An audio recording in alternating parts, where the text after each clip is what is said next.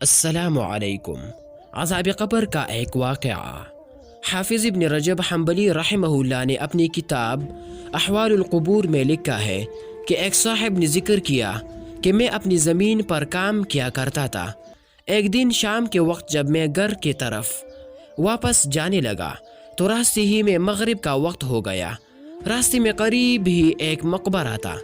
میں نے مغرب کی نماز وہاں پڑھنے کا ارادہ کر لیا۔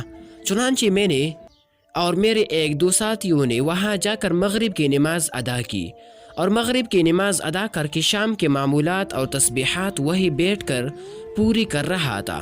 اور جب آہستہ آہستہ اندھیرا چھانے لگا تو یکا یک مجھے کسی کے کراہنے کی آواز سنائی دی۔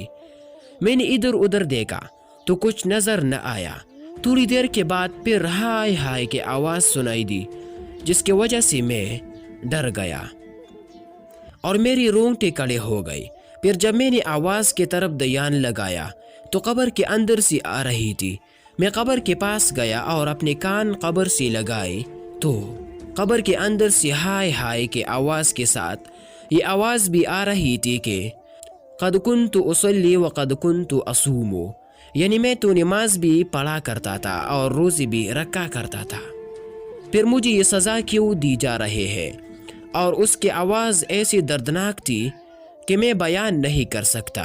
پھر میں اس قبر کے پاس سے اٹھا اور میرے جو دوسرے دوست قریب ہی نماز پڑھ رہے تھے ان کو بلا کر لے آیا اور ان سے کہا کہ تم بھی ذرا یہ آواز سنو، واقعتاً یہ آواز آ رہی ہے یا میرے ذہن کا خلل ہے؟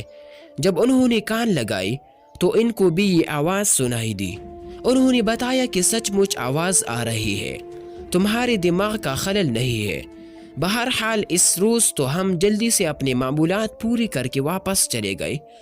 دوسری دن میں پھر واپسی میں مغرب کی نماز پڑھنے کے لیے اسی مقبرے میں گیا اور یہ سوچ کر گیا کہ میں جا کر آج بھی وہ آواز سنوں گا، آیا وہ آواز آج بھی آ رہی ہے یا نہیں۔ چنانچہ آج بھی میں نے وہاں جا کر پہلے مغرب کی نماز ادا کی اور پھر اپنے معمولات میں مشغول ہو گیا کہ پھر بالکل اسی طرح آج بھی قبر سے آواز آئیں گی جس طرح گزشتہ کل آ رہی تھی۔ اور میں نے قبر کے پاس جا کر کان لگائی تو وہی الفاظ سنے جو کل سنے تھے، لہٰذا اب مجھے یقین ہو گیا کہ اس مردے کو قبر کا عذاب ہو رہا ہے۔ پھر جب میں وہاں سے لوٹا تو مجھ پر شدید خوف طاری ہو گیا اور خوف کی وجہ سے 2 ماہ تک مجھے بخار رہا۔